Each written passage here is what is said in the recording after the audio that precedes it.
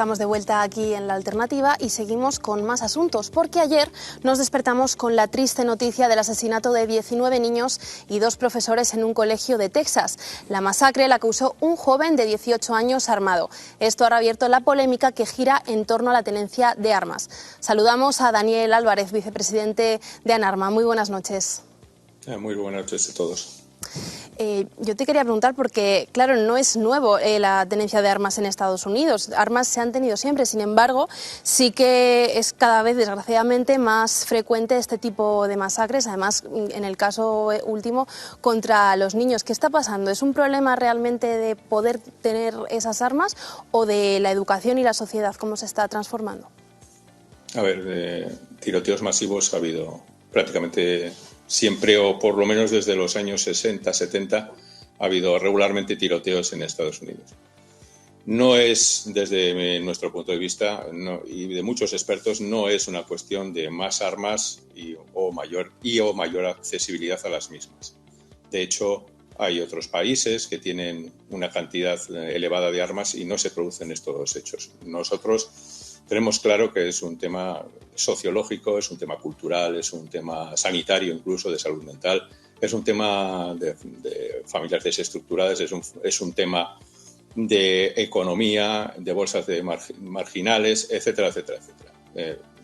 Si hay algo que tiene peso dentro de esta situación, o el parámetro que podemos considerar, no son las armas y su accesibilidad, porque podemos poner un ejemplo. Estados Unidos tiene 110 armas por cada 100 habitantes. En el caso, por ejemplo, de los suizos, tienen 49 armas por cada 100 habitantes. Los austríacos tienen 30. Los franceses, 19. En el caso de España, tenemos 5,7. Si estableciésemos una regla de 3, lógicamente, pues algunos de ellos tendrían que tener un número elevado. Al menos en algún caso, incluso la mitad.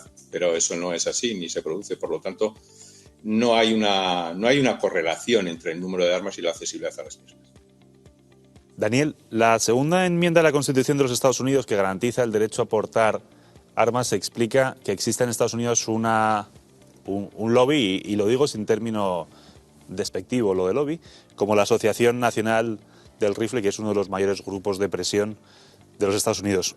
Pero en el caso español, que no existe este derecho a portar armas, o no tal como lo reconoce la Constitución de los Estados Unidos, ¿qué justifica una asociación como la suya, la de ustedes, ANARMA? A ver, ANARMA es un movimiento espontáneo que surge en el 2005. Tiene su particular travesía del desierto y tiene una refundación en el 2011. ¿Por qué se produce ANARMA? ¿Por qué nace ANARMA? Realmente los cambios legislativos en materia de armas en España, cada vez más duros, más exigentes, y que además estaban causando verdaderos problemas a tiradores deportivos, a cazadores, coleccionistas de armas, motivan que haya una agrupación de gente que en un momento dado diga tenemos que cambiar la legislación, tenemos que luchar por nuestros derechos, incluyendo también el derecho a la autodefensa.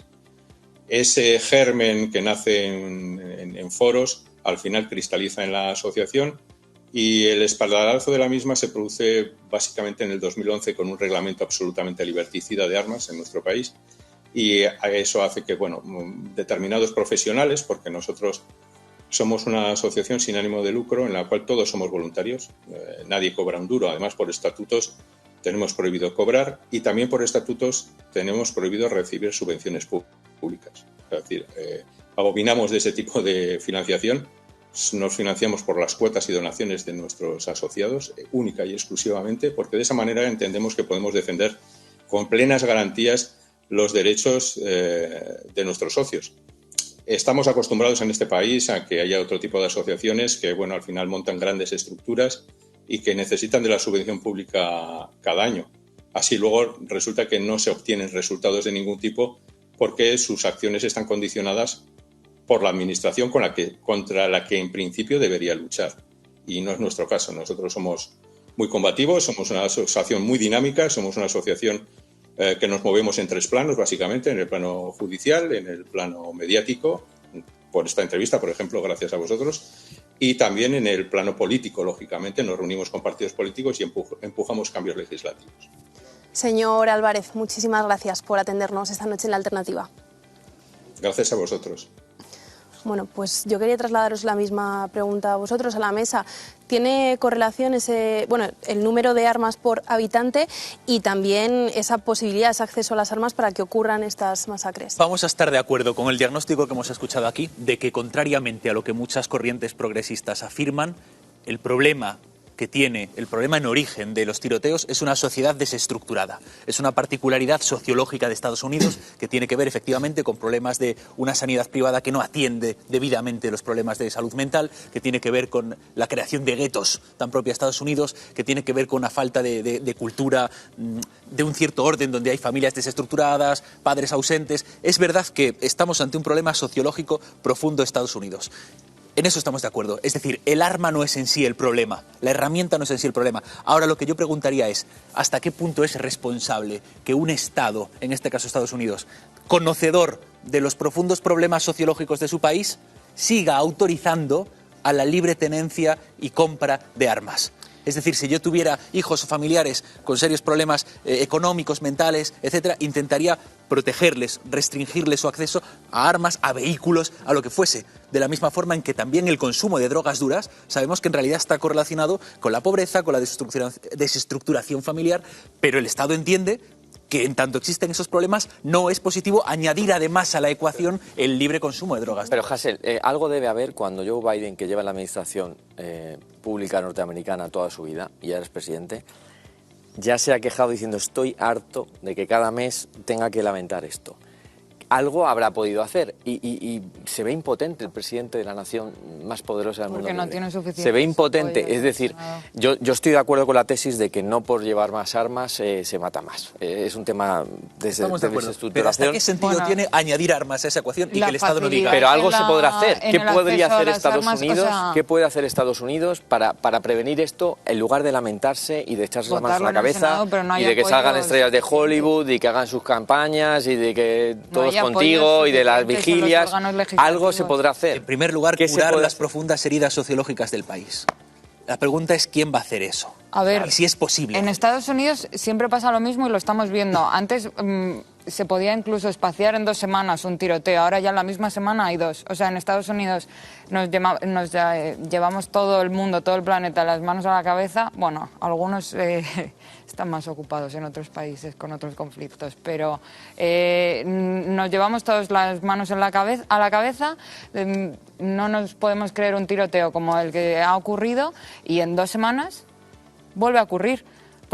Y antes que decía que Feijóo era muy bueno en su discurso, voy a utilizar una de sus expresiones. No es una es una casualidad no menor que los estados que más facilidad tienen para acceder a las armas sean en los que se baten récords históricos de homicidios con armas, como por ejemplo puede ser Texas, que lo hemos visto esta semana. O sea, vale, la salud mental es una prioridad y efectivamente tiene que ver con estos tiroteos, pero el poder acceder a las armas, o sea... Pero el mismo responsable de ANARMA ha dicho que hay países con mayor facilidad de adquisición de armas, Suiza, o como Suiza, efectivamente, y no tenemos ese problema. ¿Suiza por qué? Porque Suiza tiene una sociedad estructurada y cohesionada durante siglos. Sí, también porque... o sea, que no es un tema de armas y armas, no, que es lo que quiere normalmente la izquierda. Sobre este asunto, de hecho, ha habido polémica hoy en el Congreso cuando Iván Espinosa de los Monteros se ha dirigido a la bancada de Podemos, refiriéndose a unas palabras de su exlíder, de Pablo Iglesias, en relación a la tenencia de armas. Señor portavoz de Podemos, ¿no?, nos ha acusado de querer repartir armas. Yo le recuerdo que el derecho a portar armas es una de las bases de la democracia. Dijo Pablo Iglesias, fundador de Podemos. Muchas gracias. Muchas gracias.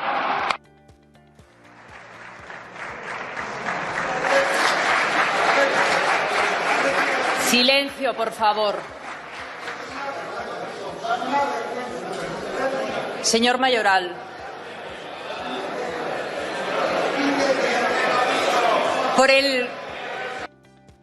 Pues lo veíamos, Mayoral abandonaba... No sabemos bien por qué, porque la atribución de la cita que hace Espinosa de los Monteros a Pablo Iglesias es correcta.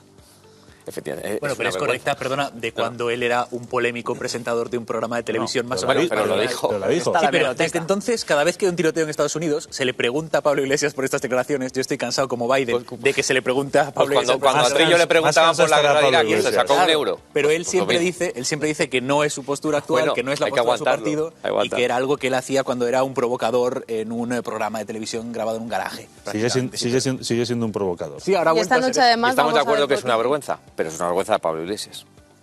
Bueno, pero una de las cosas que un gran ejemplo de comunicación política, y Pablo Iglesias no es santo de mi devoción, lo voy a aclarar, que luego aquí a mí se me tacha de muchas cosas. Todas positivas. Pablo Iglesias dijo, cuando ya era el líder de Podemos, que había cambiado su manera de expresarse y que a partir de ese momento lo que él decía ya iba a ser en nombre de Podemos. O sea, esto por echar una... Es decir, ya no me veáis como un tertuliano, verme como un candidato a la presidencia. Se tiene que entender también Todos que lo no es lo tenemos que mismo comprar sacar eso. de quicio una tertulia que ser el líder de un partido político con esa representación en España. Pero dicho lo cual, para volver a ser polémico, tenía su punto Pablo Iglesias en las declaraciones que hizo.